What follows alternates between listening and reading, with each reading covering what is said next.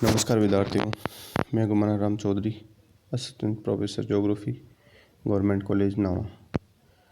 विद्यार्थियों, हम BA second year में जो हमारा प्रथम प्रश्न पत्र है मानव भूगोल, उसकी विकास एवं इतिहास के बारे में पढ़ रहे थे। विकास की कड़ी में हमने जो जर्मनी के भूगोलवेत्ता है उनकी विचारधारा का क्या योगदान रहा था, फ्रांसीसियों की विचारधारा का क्या योगदान रहा था। आज जो हमारा टॉपिक रहेगा वो रहेगा मानव भूगोल के विकास में ब्रिटिश विचारधारा का क्या योगदान है। ब्रिटिश विचारधारा का क्या योगदान है। ब्रिटेन में भूगोल का विकास जर्मनी तथा फ्रांस को भांति एक अलग विज्ञान के स्वरूप में नहीं हुआ, बल्कि मानव भूगोल की विभिन्न शाखाओं जैसे आर्थिक, नगरीय भूगोल, राजनीतिक भूगोल आदि के विकास के रूप में हुआ। मानव भूगोल के विकास में कुछ विशेष भूगोलवेत्ताओं का योगदान रहा, जो निम्न प्रकार है। सबसे पहले लेते हैं मैकेंडर की।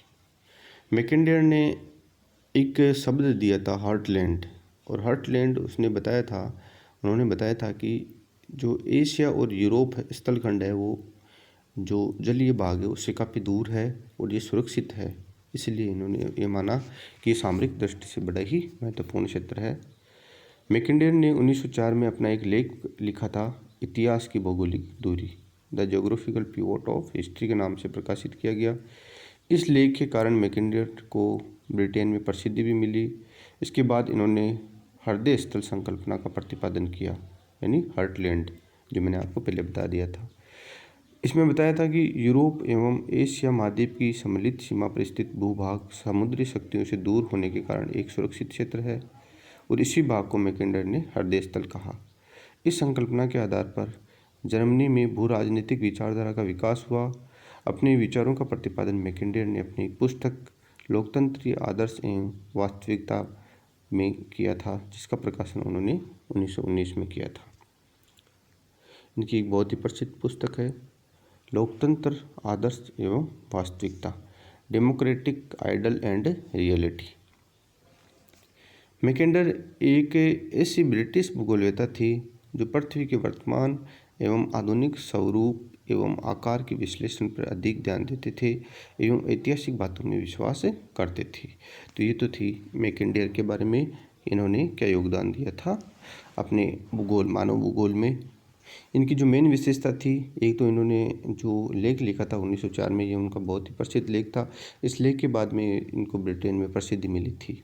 लेख का नाम है इतिहास की भौगोलिक दूरी, the geographical pivot of history. इसके बाद में उन्होंने हार्टलैंड शब्द का प्रयोग किया।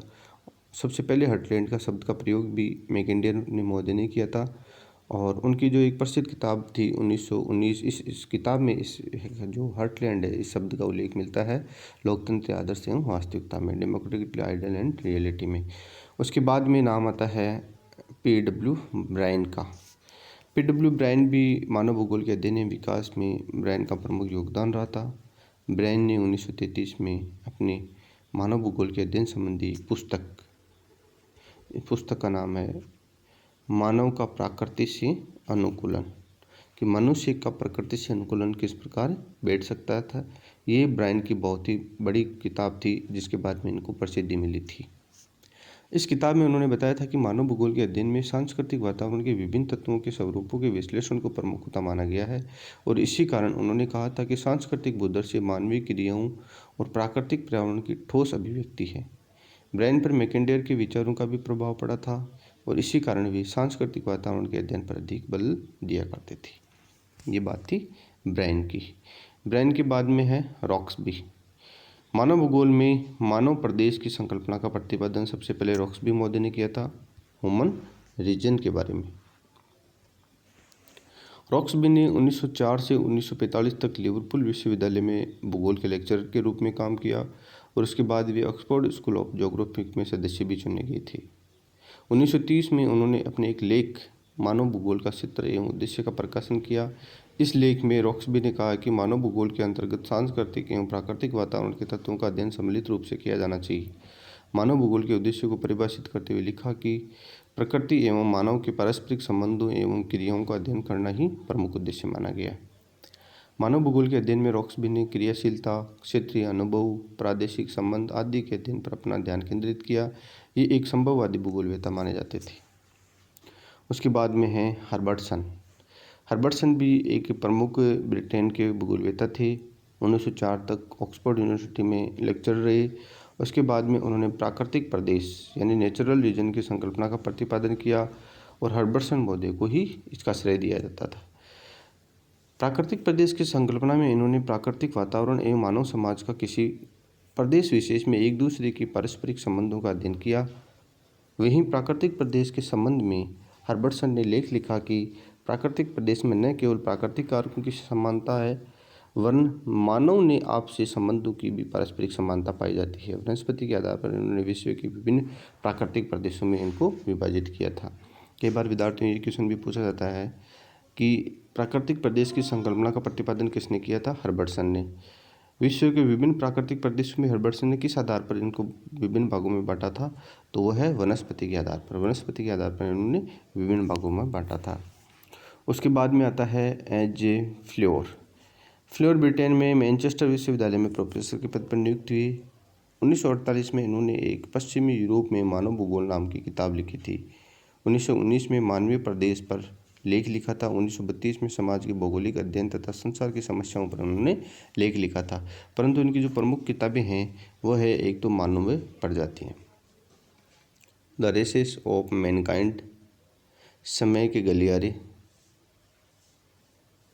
समय के गलियारों में द कॉरिडोर ऑफ टाइम्स, मानव तथा कार्य, मैन एंड एप्स आदि इनकी जो प्रमुख किताबें रही थी फ्लोर महोदय की, ये 3 रही थी। अपने लेखों में फ्लोर महोदय ने लिखा था कि मानवीय समस्याओं को समझने के लिए स्थान के साथ साथ काल और प्रकार का अध्ययन भी बल दिया जाना चाहिए। उन्होंने मानव तथा पर्यावरण में मानवीय क्रियाओं को प्रमुखता से माना गया। मनुष्य परिस्थिति का दास नहीं है, ये फ्लोर महोदय ने बताया था।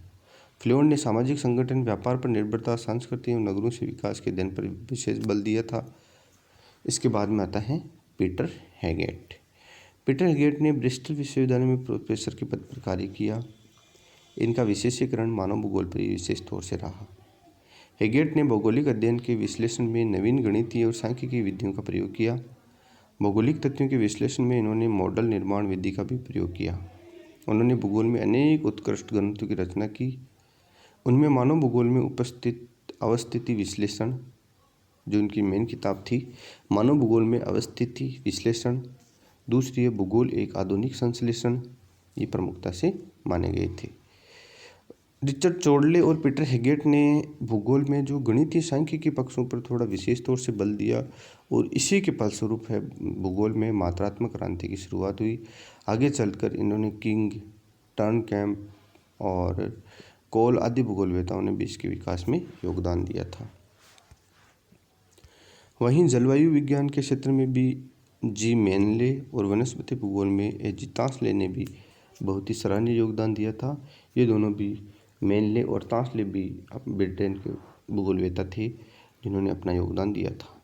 विद्यार्थियों, इसमें जो क्वेश्चन पूछ सकते हैं, जो अति लघुरात्मक क्वेश्चन है, उसमें एक तो हर्टलैंड की संकल्पना किसने दी थी? मैकेंडर महोदय ने। The geographical pivot of Australia किसने लिखा था? 1904 में मैकेंडर ने। मैकेंडर की प्रसिद्ध कविता कौन सी है? लोकतंत्र, आदर्श एवं वास्तविकता। एक तो ये जो अति लघुरात्मक क्वेश्चन है, इस प्रकार के पूछ सकते हैं। उसके बाद में ब्रायन महोदय ने प्रकृति का दास है या नहीं है, इसके बारे में भी बताया था। लेकिन जो इनकी मेन पुस्तक थी वो थी मनुष्य का प्रकृति से अनुकूलन। रॉक्सबी ने मानव भूगोल के क्षेत्र एवं उद्देश्य नाम की किताब प्रकाशित की थी। हर्बर्टसन ने प्राकृतिक प्रदेश की संकल्पना दी थी।